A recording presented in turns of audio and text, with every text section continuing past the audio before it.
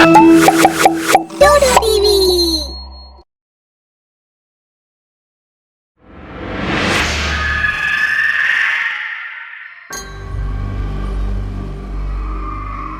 पूनम और विवेक निकोल देवी की போய் पूजा கடவுளை करके வழிபட்டுட்டு लौट रहे थे। வீட்டுக்கு திரும்ப போயிட்டு இருந்தாங்க. அவங்க பூஜா में ज्यादा வழிபாட்டிலேயே समय நிறைய लग நேரம் गया। செலவு பண்ணிட்டாங்க. அதனால लौटने அவங்க में லேட்டா रात வீட்டுக்கு போனாங்க. अपनी அவங்க कार थी அவங்களோட तो சொந்த सोचा கார்ல लौट பயணம் जाना ही பண்ணாங்க. सही होगा। அதுதான் நல்லதும் கூட. दरअसल ஏன்னா पूनम का 8वां பூனம் महीना 8 चल रहा மாதம் था। கர்ப்பமா இருந்தாங்க. सास की பூனமோட पहले மாமியாரை பொறுத்த வரைக்கும் डिलीवरी से पहले ஒரு குழந்தை एक बार பிறக்கிறதுக்கு कुल முன்னாடி देवी की தங்களோட पूजा கடவுளை करना வழிபடுறது கட்டாயம் அப்படின்னு சொல்லியிருக்காங்க. छुट्टी का दिन இன்னைக்கு देखकर விடுமுறை दोनों நாளா आकर के இருந்ததால पूजा कर 2 பேரும் கோவிலுக்கு வழிபட गांव से வந்திருக்காங்க. थोड़ी ही दूर அவங்க आए थे। வழிபட்டுட்டு திரும்ப அவங்க கிராமத்துக்கு போயிட்டு இருக்கும்போது मौसम ने கிளைமேட் अपना சேஞ்ச் ஆக रंग ஆரம்பிச்சிருக்கு. आंधी இடிக்க तूफान आने ஆரம்பிச்சிருச்சு. लगा और மழை बारिश பொழியவும் होने लगी। ஆரம்பிச்சிருச்சு. विवेक गाड़ी வேகமா तेज கார் चलाने ஓட்டுறாரு. लगा।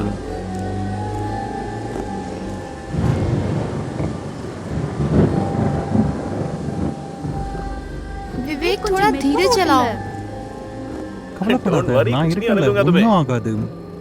और मेरे बच्चे को நம்ம उससे भी குழந்தையும் कुछ नहीं। சேஃபா இருக்கும். ரிலாக்ஸ். Relax। இன்னும் तभी एक காருக்கு கீழே पत्थर அடிக்குது. गाड़ी के नीचे आता है விவேகால காரை और பேலன்ஸ் பண்ண उन्हें முடியல. बहुत जोर का झटका लगता है। அந்த சமயத்துல பூனம் को பூனம்க்கு दर्द होने लगता வலி है। வர ஆரம்பிக்குது. मैं बोल रही थी ना धीरे चलाओ। अब देखो दर्द शुरू हो गया। ஆரம்பிச்சிடுச்சு. நான் बस இன்னும் एक கொஞ்ச घंटे में நேரத்துல शहर पहुंच जाएंगे। அது வரைக்கும் प्लीज பொறுத்துக்கோ. ஐயோ என்னால தாங்க முடியாது. आसपास कहीं सही जगह देखकर कार को रोक दो।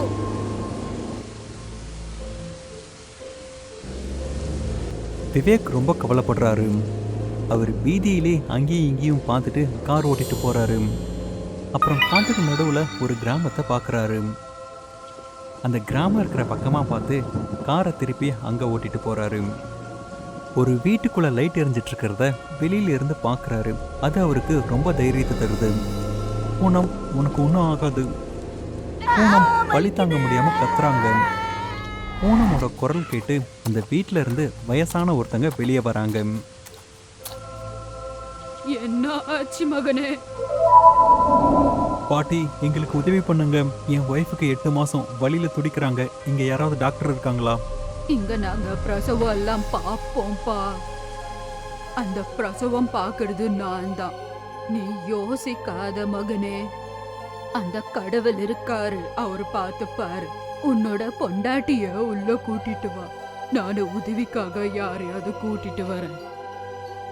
ஒரு விளக்கு எரிஞ்சிட்டு இருந்துச்சு. பூனம் கட்டில படுத்துட்டு இருந்தாங்க. அந்த வயசான பெண்மணி இன்னொரு பெண்மணியை கூப்பிட்டுட்டு வீட்டுக்குள்ள வராங்க.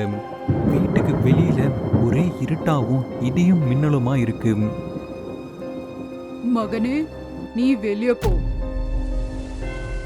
விவேக் வெளியே வந்துடுறான். அந்த 2 பெண்மணிகளும் குழந்தை பிறக்கிறதுக்கு உதவி பண்றாங்க. ஒரு பெண் குழந்தை பிறக்குது. ஆனா அது நார்மலான குழந்தை இல்லை. நார்மலான குழந்தை அப்படின்னா பிறந்த உடனே அழும். ஆனா இந்த குழந்தை பிறந்த உடனே சத்தமா சிரிக்குது. ஏன்னா அது ஒரு பேய் குழந்தை. அதோட முகத்தை பார்க்கறதுக்கே பயங்கரமா இருக்குது. பிரசவம் பார்த்த இந்த 2 பெண்மணிகளும் ரொம்பவே பயப்படுறாங்க. அட, இது எந்த மாதிரி ஒரு குழந்தைன்னு தெரியலையே. ஐயோ, நம்ம ஊர்ல இந்த மாதிரி ஒரு குழந்தை எப்படி பிறந்தது? இது ரொம்ப விசித்திரமா இருக்கே. ஊரையே சாப்பிட்றோம் போல இருக்கே. என்ன பண்றது? சாவடிச்சிடலாமா இந்த குழந்தைய? உடனே அந்த பேய் குழந்தை பிரசவம் பார்த்த பெண்மணி மேல ஏறி குதிக்குது. அப்படியே அவங்களை கழுத்தை நெரிச்சு கொன்னு அவங்களோட ரத்தத்தை குடிக்குது. அப்படியே இன்னொரு பெண்மணியோட கழுத்தை நெரிச்சு கொன்னு அவங்களோட ரத்தத்தையும் குடிக்குது. இதெல்லாம் பார்த்துட்டு பூனம் அலறாங்க. அப்படியே அந்த பேய் தாவி தாவி வீட்டை விட்டு வெளியே வந்து கிராமத்தை நோக்கி போகுது. விவேக் அந்த வீட்டுக்குள்ள போறாரு. என்ன ஆச்சு? இப்ப வீட்டை விட்டு வெளியே போனாங்களே, அவங்க யாரு?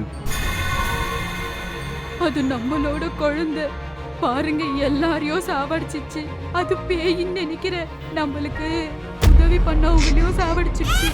அப்புறம் அந்த பேய் பொண்ணு கிராமத்துக்குள்ள போகுது. ஜன்னல் வழியா கிச்சனுக்கு போய் அங்க வேலை செஞ்சுட்டு இருக்க பொண்ணை கொன்னு அவங்களோட ரத்தத்தை குடிக்குது. அந்த பொண்ணோட குரல் கேட்டு அவங்க கணவரும் அவங்க குழந்தையும் கிச்சனுக்கு வராங்க. வந்து அந்த பேயை பார்த்த உடனே கத்திட்டு ஓடி போயிடுறாங்க. அந்த பேய் பொண்ணு அடுத்த வீட்டுக்கு போய் அவங்களையும் கொன்று அவங்களோட ரத்தத்தையும் குடிக்குது. அப்புறம் அந்த ஊரில் இருக்கிற மக்கள்லாம் ஒன்றா சேர்ந்து அந்த ஊரில் இருக்கிற சாமியாரை பார்த்து நடந்த எல்லா கதையும் சொல்கிறாங்க. சுவாமிஜி, இப்படி ஒரு பேராபத்து நம்ம கிராமத்துக்கு வந்திருக்கு பாருங்க. அந்த பேய் என் ஒய்ஃபை கொன்னுடுச்சு, என் பொண்ணையும் கொன்னுடுச்சு. அந்த பேய் எல்லாத்தையும் கொன்று அவங்க ரத்தத்தை குடிக்குது. இப்படியே போனால் நம்ம ஊரில் இருக்கிற எல்லாத்தையும் அதை கொன்னுடும். சுவாமிஜி ஞான கண்ணால் அந்த பேய் குழந்தைய பார்க்குறாரு. அப்போது விவேக் தன்னோட மகளை தேடி சுவாமிஜி வீட்டுக்கு வராரு. அப்புறம் ஊர் மக்கள் பக்கத்தில் போய் அவங்க கிட்ட கேட்குறாரு, யாராவது இங்கே ஒரு சின்ன பொண்ணை பார்த்தீங்களா? அவள் வேகமாக ஓடி போனான். ஓ, அது உன் பொண்ணா? ஆமாம். அது ஒன்றும் குழந்தை இல்லை, அது பேய். அதுதான் என் பொண்ணை கொன்னுடுச்சு. உன்னால தான் எங்கள் ஊரே ஆபத்தில் இருக்கு. நாங்கள் உன்னை உயிரோடவே விடமாட்டோம். விவேக கொல்றதுக்காக ஊர் மக்கள் எல்லாம் வராங்க. அப்போ சுவாமிஜி பேச ஆரம்பிக்கிறாரு. மகனே, நிறுத்து. இது ஒன்றும் இவரோட தவறு இல்லை. பேய் அவங்க பொண்ணோட உடம்புல பூந்துக்கிட்டு அவளை கண்ட்ரோல் பண்ணுது. அந்த சமயத்தில் அந்த பேயும் அங்கே வருது. வந்து அவங்க அப்பா விவேக்கை தாக்கி கொல்ல முயற்சி பண்ணுது. சுவாமிஜி புனித நீரை அந்த பேய் மேலே தெளிக்கிறாங்க. விவேக்கை விட்டுட்டு அந்த பேய் கீழே விழுது. அப்புறம் பயங்கரமான குரல்ல பேச ஆரம்பிக்குது. டேய் கிழவா, நீ என்னடா பண்ண? நான் இப்பதான்டா பிறந்திருக்கேன்.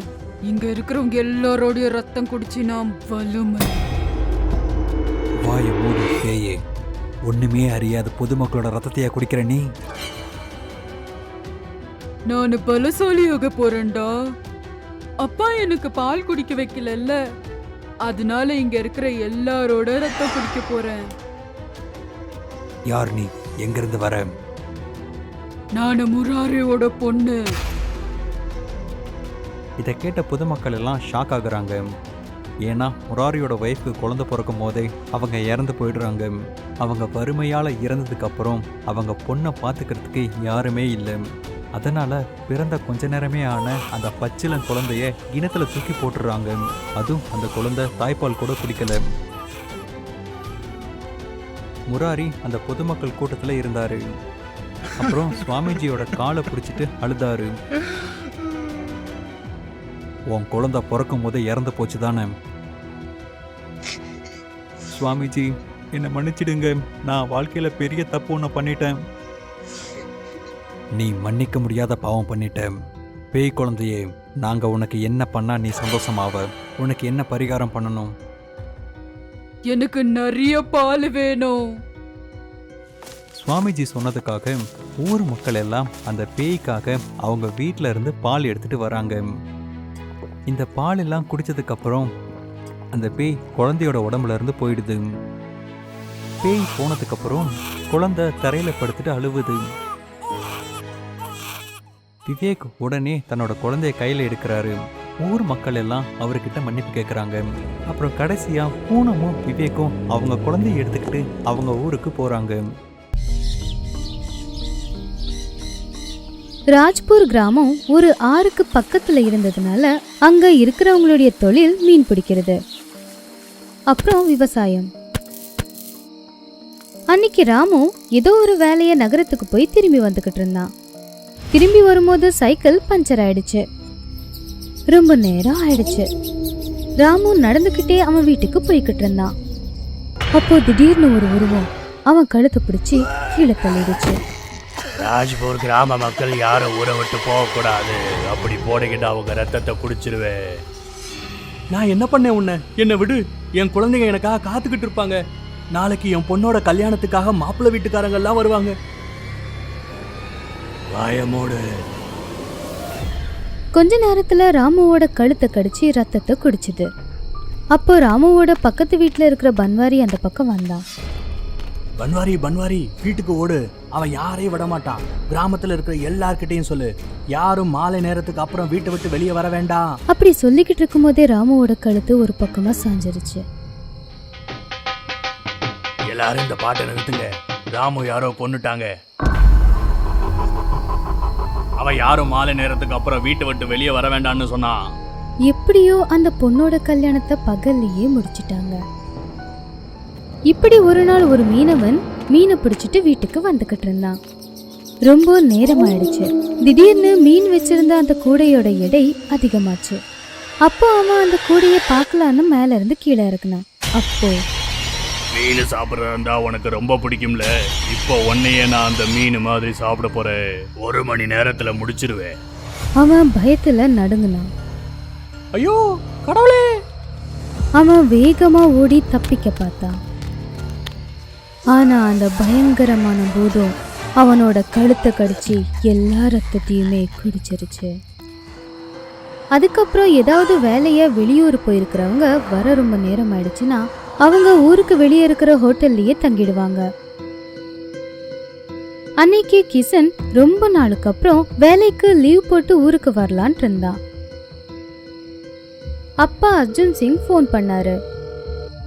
நான் ஏற்கனவே உங்ககிட்ட சொன்னேனே, பகல்ல வா, ராத்திரி ஆயிடுச்சு, டவுன்ல ஏதாவது ஒரு விடுதியில தங்கிட்டு வா. இப்பெல்லாம் சாயங்கால நேரத்துல பிசாசு ஒன்று கிராமத்துல சுத்துது. ஏற்கனவே சௌத்ரியோட வேலையாட்களையும் மீனவர்களையும் கொன்னுடுச்சு. போலீஸால இன்னும் ஏதும் கண்டுபிடிக்க முடியல. அப்பா, நீங்க ஏன் இவ்வளவு பயப்படுறீங்க? அப்படியெல்லாம் எதுவும் நடக்காது. நான் என்னால முடிஞ்ச அளவு முயற்சி பண்ணுவேன். ரிலாக்ஸ். கிஷன் வந்த ட்ரெயின் ரொம்ப லேட்டா வந்துச்சு. என்கிட்ட நிறைய பணம் இருக்கு. யாராவது விடுதலை தங்கி இருக்கிறப்போ திருடிட்டா என்ன பண்றது? பட்ட கஷ்டமெல்லாம் வீணா போகுமே. அவன் அங்கிருந்த ஒரு டெலிபோன் பூத்துல இருந்து கிராம தலைவரோட வீட்டுக்கு ஃபோன் பண்ணான். ஆனா அவங்க எடுக்கல. கிஷன் புலம்புனா. அப்பா கிட்ட எத்தனை தடவை சொல்றது, வீட்டுல ஒரு போனை வையுங்கன்னு. இந்த முறை நானே வைக்கிறேன். அவன் பஸ்ல கிராமத்துக்கு வந்தான். கிராமத்துல இறங்குனதும் அவன் அமைதியான வழியில நடக்க ஆரம்பிச்சான். எல்லா இடமும் ரொம்ப இருட்டா அமைதியா இருந்துச்சு. அவன் அவனோட பேகை கையில பிடிச்சு நடந்துக்கிட்டே இருந்தான். அந்த நேரத்துல பின்னாடி ஏதோ மிருகம் வர மாதிரி அவனுக்கு தோணுச்சு. அப்ப அவன் திடீர்னு அங்கேயே நின்னுட்டான். இன்னைக்கு ஒரு பெரிய வேட்டையே கிடைச்சிருக்கு. அவனை நான் கொல்லாம விட மாட்டேன். இன்னைக்கு அவனுக்கு என் கையால தான் சாவு. கிஷன் பயத்துல ஓட ஆரம்பிச்சான். ஆனா அந்த பூதம் தன்னுடைய நீளமான கையை நீட்டி அவனை பிடிச்சிருச்சு. அந்த பூதம் அவன் கழுத்தை கடிச்சு எல்லா ரத்தத்தையும் குடிச்சு அவனுடைய உடம்ப அங்கேயே போட்டுட்டு போயிடுச்சு. என்னங்க, விடிஞ்சிருச்சு. கிஷன் இப்ப வந்துகிட்டு இருப்பான்னு நினைக்கிறேன். நீங்க அவன் வரானான்னு கொஞ்சம் பாக்குறீங்களா? அதுக்குள்ள நான் அவனுக்கு பிடிச்ச இனிப்பை செஞ்சு வைக்கிறேன்.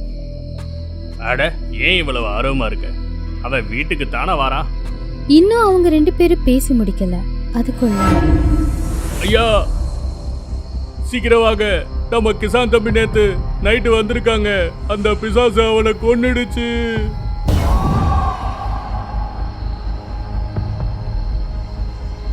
எல்லாரும் வேகமா ஓடினாங்க. அவனுடைய பேக் ஒரு பக்கத்துல விழுந்திருந்துச்சு. அப்புறம் கிஷன் இறந்து போய் வழியிலேயே விழுந்து கிடந்தான். கிராமத்துல எல்லாரும் ரொம்ப பயந்து போயிருந்தாங்க. இதுக்கு முன்னாடி இறந்து போன 2 பேரோட கழுத்துலயும் பல்லு பதிஞ்ச அடையாளம் இருந்த மாதிரி இப்போ கிஷனோட கழுத்துலயும் அதே பல்லோட அடையாளம் இருந்துச்சு. கிஷனோட அம்மா தன்னுடைய பிள்ளைக்கு இப்படி ஆனதுல அவங்களுடைய சுயநினைவை இழந்துட்டாங்க. மகனே, நான் உன்னை ராத்திரி தானடா வர சொன்னேன், நீ கேட்கலையே. ராஜ்பூர் கிராமத்தோட தலைவருக்கு இந்த செய்தி தெரிஞ்சதும் அவரு உடனே அர்ஜுன் சிங்க துக்கம் விசாரிக்க வந்தாரு. பொறுமையாரு, போலீஸ் விசாரிப்பாங்க. முதல்ல இதை யாரு பண்ணாங்கன்னு தெரிஞ்சுக்கணும். இனிமே நான் சும்மா இருக்க மாட்டேன். என் பையனே இறந்து போயிட்டான். நான் உயிரோட இருந்து என்ன பிரயோஜனம்? இந்த கிராமத்து மக்களுக்காக நான் ஏதாவது பண்ண போறேன். உனக்கு என்ன உதவி வேணும்னு கேளு. கிஷனோட ஈமச்சடங்கு முடிஞ்சதும் அவங்க தலைவர் வீட்டுக்கு போனாங்க.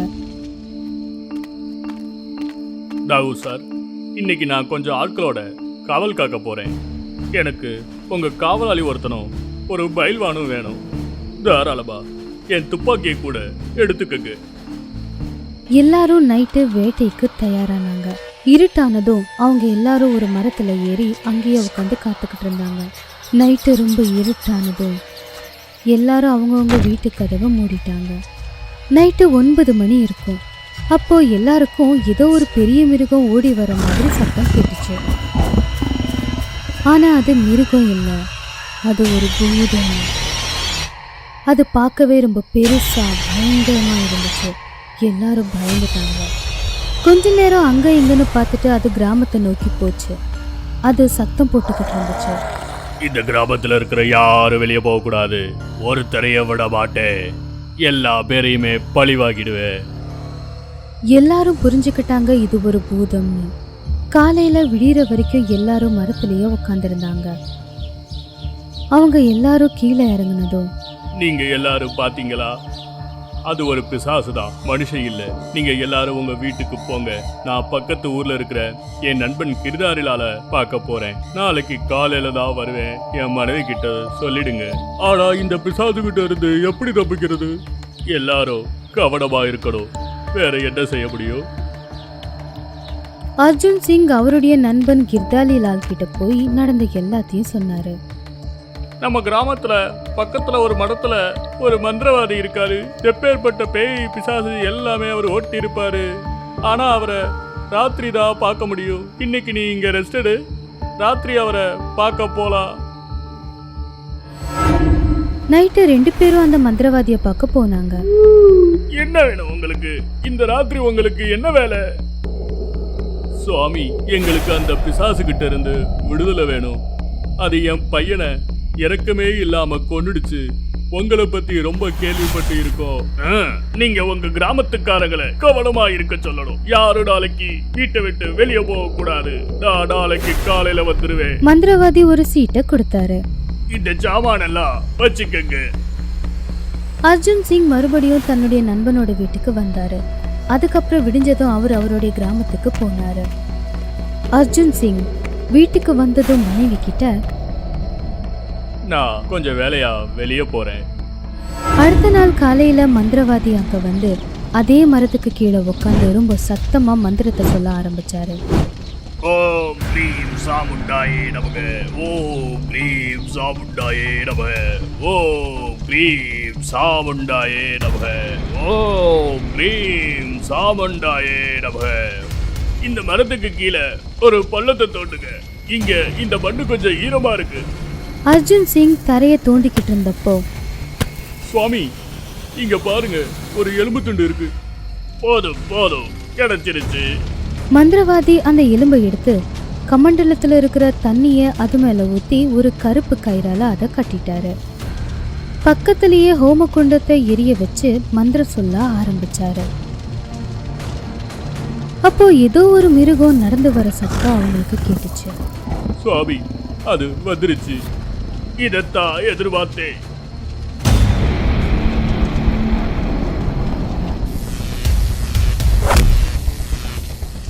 எதுக்கு என்ன கட்டின? என்னை யாராலும் எதுவும் செய்ய முடியாது. யாரு நீ? சகோதரி கிட்ட ரொம்ப வருஷமா விசுவாசமா வேலை செஞ்சு என் பொண்டாட்டி ரொம்ப அழகா இருப்பா. கிராமத்துல இருக்கிற பசங்களுக்கெல்லாம் என் பொண்டாட்டி மேல ஒரு கட்டு. சௌதரியோட எல்லா கணக்கு வழக்குகளையும் புக்குகளையும் நான் தான் பார்ப்பேன். அவருக்கு என் மேல அவ்வளவு நம்பிக்கை. ஆனா இந்த கிராமத்து ஜனங்க சௌதரி கிட்ட என்னை பத்தி தப்பு தப்பா சொல்லி என் மேல திருட்டு பட்டம் கட்டி என்னை வேலையை விட்டு தூக்கிட்டாங்க. என்கிட்ட வீடும் இல்ல. நான் என் பொண்டாட்டியோட இந்த மரத்தடிக்கு கீழே தான் வாழ ஆரம்பிச்சேன். கிராமத்து ஜனங்க என்ன கிராமத்தை விட்டு வெளியே துரத்த பார்த்தாங்க. நான் என்ன நிரபராதி நிரூபிக்காம எப்படி வெளியே போக முடியும்? அதனாலதான் ஒரு நாள் இந்த கிராமத்து ஜனங்க இரவு என் வீட்டை கொளுத்திட்டாங்க. அதுல நாங்க செத்தே போயிட்டோம். எங்களோட உடம்பெல்லாம் எரிஞ்சு இந்த மரத்துக்கு கீழே தான் அந்த எலும்பு கூடுகளை புதைச்சாங்க. நீ எல்லாத்தையும் கொல்லுவியா? நீ இங்கிருந்து போறதுதான் சரி. மந்திரவாதி மந்திரத்தை சொல்லி அந்த எலும்பை நெருப்புல போட போகும்போது, என்ன விட்டுருங்க, என்ன விட்டுருங்க. ஆனா மந்திரவாதி மந்திரத்தை சொல்லிக்கிட்டே அந்த எலும்பை ஓமகுண்டத்துல போட்டுட்டாரு. பகல் நேரத்திலேயே திடீர்னு இருட்டாயிடுச்சு. அப்போ திடீர்னு ஒரு சூறாவளி வந்து அந்த பூதத்தை ஆகாயத்தை நோக்கி கொண்டு போச்சு. அதுக்கப்புறம் அங்க சூழ்நிலை சரியா போச்சு. அர்ஜுன் சிங், உங்க மக்கள் கிட்ட சொல்லுங்க, இனிமே அவங்க பயம் இல்லாம சுத்தலாம். அந்த கெட்ட ஆத்மா போயிருச்சு. பட்டணத்துக்கு கொஞ்ச தூரத்துல ஒரு சின்ன கிராமம் இருந்துச்சு. அந்த கிராமத்துல கொஞ்சம் ஆட்கள் தான் வசிச்சிட்டு இருந்தாங்க. ஏன்னா அந்த கிராமத்தோட சூழ்நிலை இப்போ சுத்தமா சரியில்லை. அந்த ஊர்ல மழையும் வராது, விவசாயமும் செய்ய முடியாது. அந்த ஊர்ல கருப்பா ஒரு பொண்ணு இருந்தா. அந்த பொண்ணோட பேர் என்னமோ கலாவதி தான். ஆனா ஊர்ல இருக்கிற எல்லாருமே அவளை கருப்பி கருப்பின்னு தான் கூப்பிடுவாங்க. கிராமத்தோட இந்த நிலைமைக்கு அவதான் காரணம்னு எல்லாரும் சொல்லுவாங்க. ஏன்னா அவ பிறந்ததுக்கு அப்புறம்தான் அந்த கிராமத்துல இந்த மாதிரி ஒரு நிலைமை வந்துச்சு. அவ எல்லார்கிட்டயும் எத்தனையோ தடவை சொன்னா, இது எல்லாத்துக்கும் நான் காரணம் கிடையாது, என்ன நம்புங்கன்னு. ஆனா அவ பேச்ச யாருமே காது கொடுத்து கேட்கல. ஒரு நாள் கலாவதி கோயிலுக்கு போயிட்டு வரேன்னு சொல்லி கிளம்பி போனா. நைட் ரொம்ப நேரம் ஆகியும் அவ வீட்டுக்கு திரும்பி வரவே இல்லை. அவங்க அப்பா அம்மா ரொம்ப பயந்து போயிருந்தாங்க. அப்போ ஊர் மக்கள் எல்லாரும் அங்க வந்து, கலாவதி ரொம்ப நாளாவே ஏதோ சோகமா இருந்தா, அவ ஏதாவது தப்பா செஞ்சுக்கிட்டு இருந்திருப்பாளோ? கூட்டத்துல இருந்த இன்னொருத்தர் சொன்னாரு, அந்த கோயிலுக்கு போற வழியில ஒரு கிணறு இருக்கு. அந்த கிணத்துல இவ விழுந்து ஏதாச்சு. நீங்க எல்லாரும் என்ன நினைச்சிட்டு இருக்கீங்க? எங்களை சமாதானப்படுத்துறதை விட்டுட்டு இன்னும் பயமுடுத்துறீங்களா? கலாவதி உங்களால தான் இப்படி எல்லாம் செஞ்சுக்கிட்டு இருக்கா. நீங்க அவளை கருப்பின்னு சொன்னதுனாலதான் அவ இப்ப இப்படி இருக்கா. அவளுக்கு ஏதாவது ஆச்சுன்னா நீங்க மட்டும்தான் அதுக்கு காரணம். சரி வாங்கப்பா, நாம எல்லாரும் போய் அந்த கருப்பியை தேடலாம். இல்ல அந்த கலாவதியை தேடலாம் வாங்க. ஊர் மக்கள் எல்லாரும் சேர்ந்து கலாவதிய பக்கத்தூர்ல அந்த ஊரை சுத்தி எல்லா இடத்துலயும் தேடினாங்க. ஆனா அவங்க எல்லாரும் உள்ளுக்குள்ள ரொம்ப சந்தோஷப்பட்டுட்டு இருந்தாங்க. இனிமே இவளுடைய தொல்லை நமக்கு இல்லைன்னு நினைச்சாங்க. ஆனா வெளியே மட்டும் சோகமா இருக்கிற மாதிரி நடிச்சாங்க. அன்னைக்கு நைட் முழுக்க கலாவதியை தேடி அலைஞ்சாங்க. ஆனா கலாவதி கடைசி வரைக்கும் எங்கேயுமே கிடைக்கல. ஆனா இந்த கருப்பி எங்க போயிருப்பான்னு நீ நினைக்கிற? சொல்லு. அடே, அவன் பாக்குறதுக்கு ரொம்ப கருப்பா இருப்பாடா. இந்த ராத்திரில தேடினா எப்படி கிடைப்பா? அடுத்த நாள் காலையில எல்லாரும் ஒரு இடத்துல ஒன்னா சேர்ந்து எவ்வளவு தேடினாலும் கலாவதி கிடைக்கலன்னு சொல்லி அவங்கவுங்க வேலையை பார்க்கறதுக்கு போயிட்டாங்க. கலாவதியை நினைச்சு அவங்க அப்பா அம்மா மட்டும்தான் ரொம்ப வருத்தப்பட்டுட்டு இருந்தாங்க. அப்பாட, ரொம்ப நல்லதா போச்சுப்பா. ஒரு வழியா நம்ம கிராமத்துக்கு பிடிச்சிருந்த சனி தொலைஞ்சிருச்சு. இனிமே நம்ம கிராமம் எங்கேயோ போக போகுது. அடுத்த நாள் காலையில அந்த ஊருக்கு ஒரு பெரிய பணக்காரன் வருவான். அவன் அந்த ஊர்ல ஒரு பெரிய மில் திறக்கிறத பத்தி அவங்க கிட்ட சொல்லி அவங்க எல்லாரையும் அங்க வேலைக்கு கூப்பிடுவான். அவங்க எல்லாருமே ரொம்ப சந்தோஷமா ஒத்துக்கிட்டாங்க. ஆனா இந்த பக்கம் கலாவதி வராததை நினைச்சு அவங்க அப்பா அம்மா ரொம்ப வருத்தத்துல இருந்தாங்க. அந்த பணக்காரன் அந்த ஊர்ல இருந்த ஒரு பாலடைஞ்ச பங்களாவுல தன்னுடைய ஃபேக்டரிய ஆரம்பிச்சான். எல்லா வியவஸ்தையும் செஞ்சதுக்கு அப்புறம் எல்லாரும் சந்தோஷமா வேலை செய்ய ஆரம்பிச்சாங்க. எல்லாரும் நைட்டு பகலுன்னு கூட பார்க்காம ரொம்ப கஷ்டப்பட்டு உழைச்சிட்டு இருந்தாங்க. வேலை தொடங்குனதும் அந்த பணக்காரன் அங்கிருந்து அவன் வீட்டுக்கு போயிட்டான். கொஞ்ச நாள் எல்லாமே நல்லபடியா போயிட்டு இருந்துச்சு. இப்படி ஒரு நாள் எல்லாரும் ரொம்ப மும்முரமா வேலை செஞ்சுட்டு இருந்தப்போ அந்த ஃபேக்டரியில கரண்ட் கட் ஆச்சு. எல்லா இடமும் பார்க்க இருட்டால மூழ்கி இருந்தது. யாருப்பா அது கரண்ட் ஆஃப் பண்ணது? எத்தனை நாளா இந்த மாதிரி கரண்ட் போகவே இல்லையே. யாராச்சும் போய் என்ன ஆச்சுன்னு பாருங்கப்பா. அப்போ அங்க யாரோ சிரிக்கிற சத்தம் கேட்டுச்சு. யாருக்கும் எந்த பிரச்சனையும் இல்ல. நான் தான் இந்த இருட்டை உருவாக்குனேன். நான் உங்க உயிரை எடுக்க போறேன். நீ யாரு? எதுக்கு எங்களை இப்படி பயமுடுத்துற? நாங்க உன்னை ஒண்ணுமே பண்ணலையே. என்ன வேணும் உங்களுக்கு? நான் பேயும் இல்ல, பூதமும் இல்ல. நான் தான் இச்சாதாரி நாகம். நீங்க எல்லாரும் இங்க என்ன பண்றீங்க? வாங்க, உங்ககிட்ட இருந்தே ஆரம்பிக்கிறேன். நகினி எங்களை விட்டுரு. நாங்க உங்களுக்கு ஒண்ணுமே பண்ணலையே. ஏன்? நீங்க என்ன தப்பு செஞ்சிருக்கீங்க? இந்த தப்பு செய்யறதுக்காக வந்தவர் நான் தான். நீங்க எல்லாரும் உயிரோட இருக்கணும்னா நான் சொல்றத நீங்க கேட்கணும். நாளையில இருந்து நீங்க வேலைக்கு வரும்போது உங்க முகம் கை கால் எல்லாத்துலேயும் நிலக்கரிய பூசிக்கிட்டு வரணும்.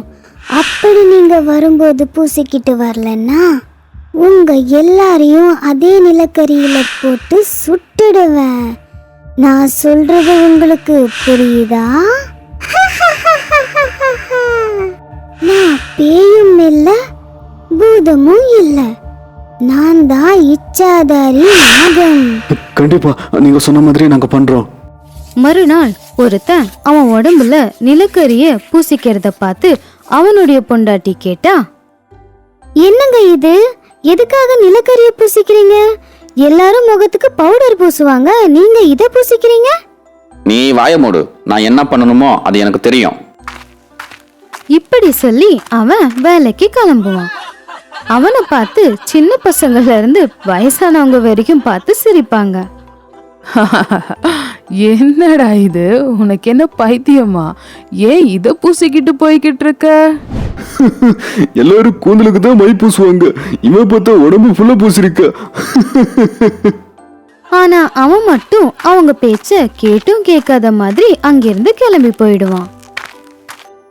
அடுத்த நாள் 2 பேரு நிலக்கரிய அவங்க உடம்புல பூசிக்கிட்டு வேலைக்கு போவாங்க. அவங்கள பார்த்து கிராமத்து மக்கள் எல்லாரும் பயங்கரமா சிரிப்பாங்க. அதுக்கு அடுத்த நாள் 3 பேரு முகத்துல நிலக்கரிய பூசிட்டு வேலைக்கு போவாங்க. 4வது நாள் எல்லாருமே முகத்துல நிலக்கரிய பூசிட்டு வேலைக்கு போவாங்க. அங்க போய் பார்த்தா அந்த ஃபேக்டரியோட முதலாளி வந்து நின்னு இருப்பான். இதெல்லாம் என்ன என்ன நடக்குது எனக்கு தெரியாம? துணியெல்லாம் கருப்பாக்குறீங்களா? இருங்க, உங்களை ஜெயில போடுறேன். இல்ல முதலாளி, எங்களை மன்னிச்சிருங்க, இதுல எங்களோட தப்பு ஒண்ணுமே இல்ல. வேலைக்காரங்க அந்த எஜமான் சொன்னதை கேட்டு ரொம்ப பயந்து போய் அங்க நடந்த எல்லா விஷயத்தையுமே அவன் கிட்ட சொன்னாங்க. அப்படியா? எப்படி இருப்பா உங்களோட இச்சாதாரி நாகினி? என்ன சொன்ன உங்களோட இச்சாதாரி நாகினி? பேயும் இல்ல பிசாசும் இல்ல, நான் தான் இச்சாதாரி நாகினின்னு சொல்லுச்சா? அத கேட்டு எல்லாரும் ரொம்ப ஆச்சரியப்பட்டாங்க. பயந்துகிட்டே கேட்டாங்க, முதலாளி இது உங்களுக்கு எப்படி தெரியும்? நான் தான் இச்சாதாரி நாகம். நான் தான் இந்த பணக்காரன் விஷயத்துல உங்க எல்லாரையும் வேலைக்கு வச்சேன். இந்த விளையாட்டு எல்லாமே என்னோடது தான். நாங்கெல்லாம் உனக்கு என்ன பண்ணோம்?